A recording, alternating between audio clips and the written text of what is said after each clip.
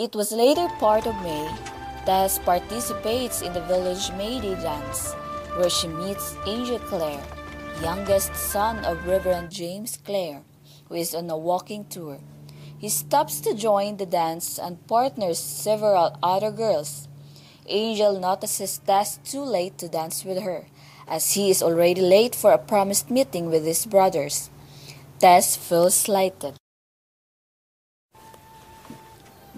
It was the same day that Tess' father, John Dorbyfield, is given the impression by Parson Tringham that he may have noble blood, since Dorbyfield is a corruption of the Orberville, the surname of a noble Norman family, then extinct. The news immediately goes to John's head. On the following night, Tess' father gets too drunk to drive to the market, so Tess undertakes the journey together with his brother, Abraham. However, she falls asleep at the Rins, and the family's only horse encounters a speeding wagon and is fatally wounded, causing its death.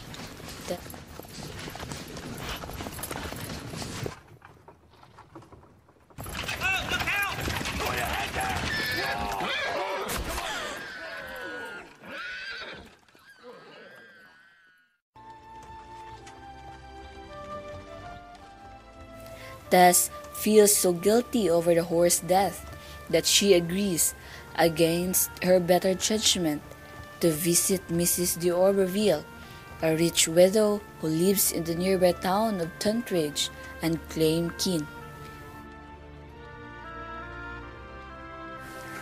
Tess does not succeed in meeting Mrs. de Orberville, but chances to meet her libertine son Alec, who takes a fancy to her. Tess dislikes Alec but endures his persistent and unwanted attention to earn enough to replace her family's horse. The threat that Alex presents to Tess's virtue is obscured for Tess by her inexperience and almost daily commonplace interactions with him.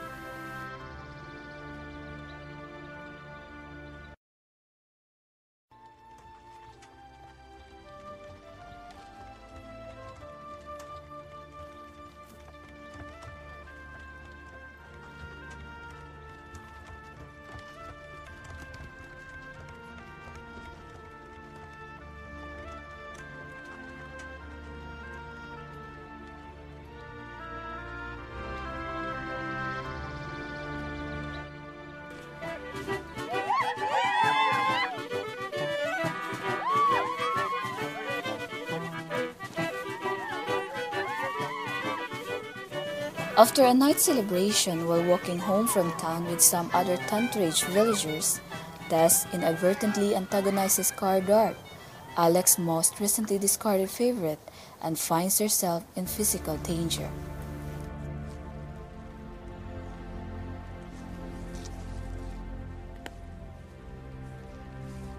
Alec passes by and offers to rescue her from the situation, and she accepts. Instead of taking her home, he brings Tess through the forest until they reach an ancient grove called the Chase, where he informs her that he is lost and leaves on foot to get his bearings.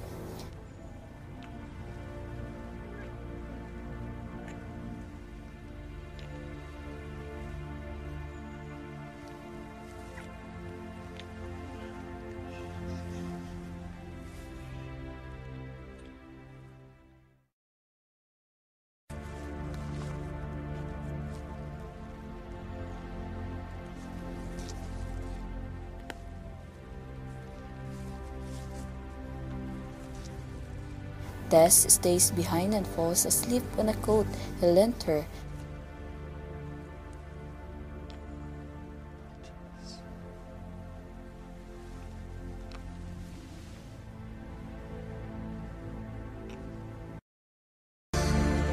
And when Alec returns, he rapes Tess.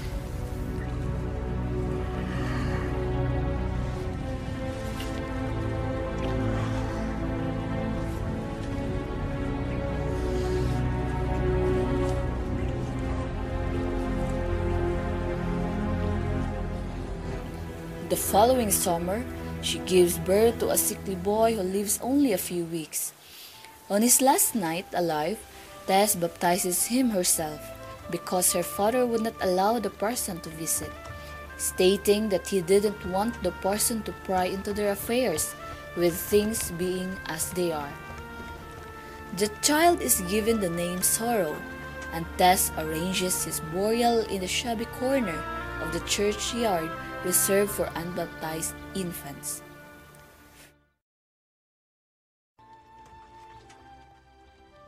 More than 2 years after the tentage failure, Tess, now 20, has found employment outside the village, where her past is not known. She works for Mr. and Mrs. Creek as a milkmaid at Talbot's Dairy. There, she befriends 3 of her fellow milkmaids, Iz, Ruthie, and Marian, and meets again Angel Clare, now an apprentice farmer who has come to Talbot's to learn dairy management.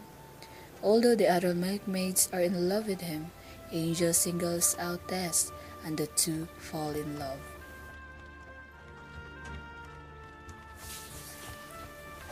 As the marriage approaches, Tess grows increasingly troubled.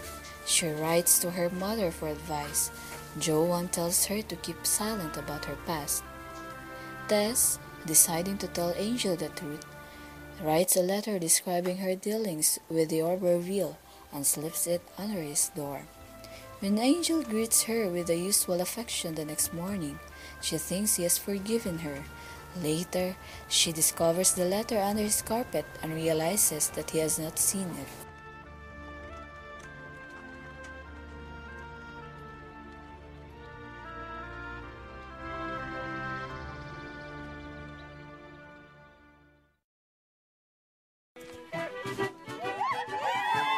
The wedding goes smoothly, apart from the bad omen of a cock crowing in the afternoon. Tess and Angel spend their wedding night at an old Orberville family mansion, where Angel presents his bride with diamonds that belong to his godmother. When he confesses that he once had a brief affair with an older woman in London, Tess is moved to tell Angel about Alec, thinking he will understand and forgive. Angel is appalled by the revelation and makes it clear that Tess is reduced in his eyes. He spends the wedding night on a sofa. After a few awkward days, a devastated Tess suggests they separate, saying that she will return to her parents. Angel gives her some money and promises to try to reconcile himself to her past, but warns her not to try to join him until he sends for her.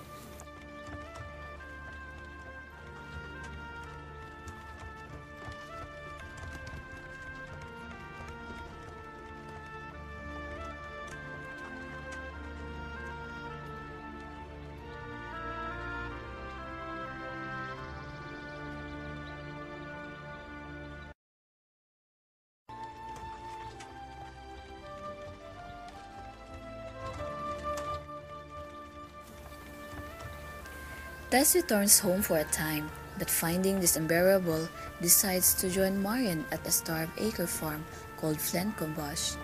At the farm, the former milkmaids perform hard physical labor.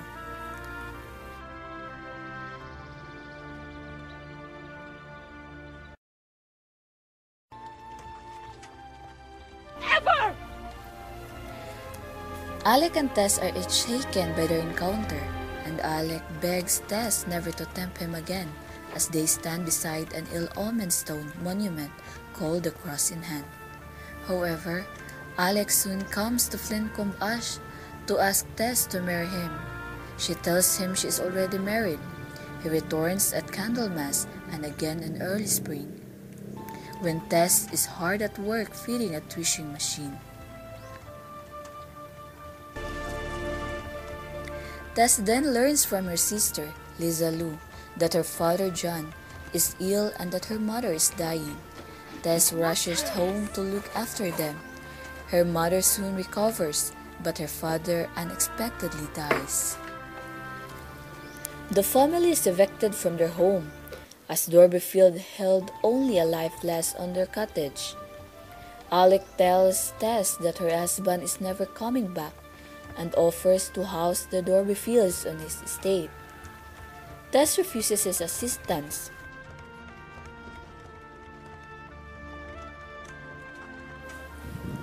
Angel sets out to find Tess and eventually locates Joanne, now well-dressed and living in a pleasant cottage.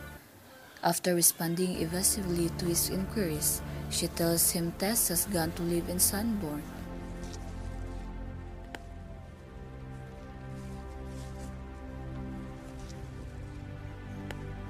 There, he finds Tess living in an expensive boarding house under the name Mrs. d'Auberville. When he asks for her, she appears in startlingly elegant attire and stands aloof. He tenderly asks her forgiveness, but Tess, in anguish, tells him he has come too late, thinking he would never return.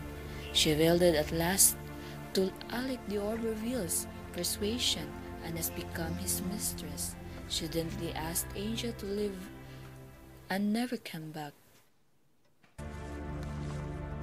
He departs and Tess returns to her bedroom, where she falls to her knees and begins a lamentation. She blames Alec for causing her to lose Angel's love a second time, accusing Alec of having lied when he said that Angel would never return to her.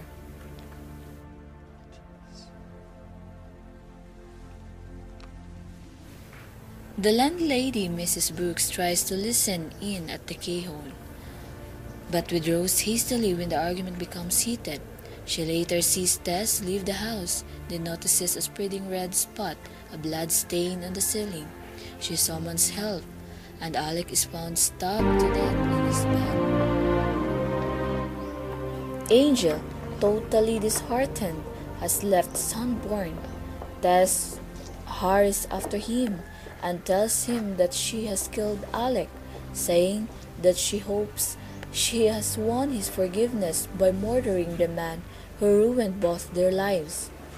Angel doesn't believe her at first, but grants his forgiveness and tells her that he loves her. Rather than head for the coast, they walk inland, vaguely planning to hide somewhere until the search for Tess is ended and they can escape abroad from a port.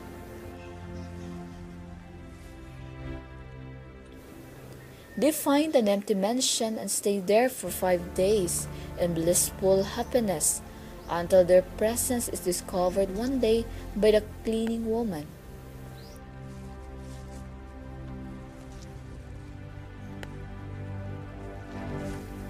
They continue walking and in the middle of the night stumble upon Stonehenge, where Tess lies down to rest on an ancient altar. Before she falls asleep, she asks Angel to look after her younger sister, Eliza Lou, saying that she hopes Angel will marry her after she is dead. At dawn, Angel sees that they are surrounded by police. He finally realizes that Tess really has committed murder and asks the man in a whisper to let her awaken naturally before they arrest her.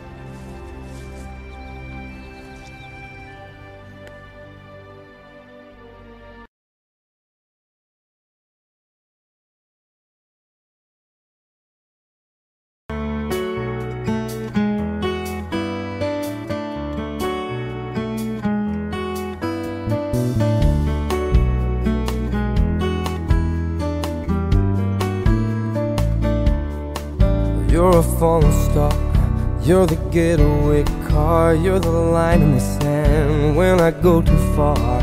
You're the swimming pool on an August day, and you're the perfect thing to say.